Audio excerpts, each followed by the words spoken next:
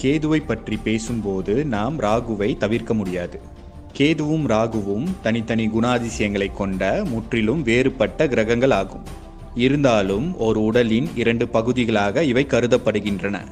நவகிரகங்களில் ஒன்றான கேதுவின் தலை பாம்பு வடிவத்திலும் உடல் மனித வடிவத்திலும் இருக்கும். கேதுவை நிழல் கிரகம் என்று அழைப்பர். இதற்கு காரணம் ராகுவுக்கும் கேதுவுக்கும் மற்ற நவகிரகங்களைப் போல சொந்தமாக கிரகங்கள் கிடையாது.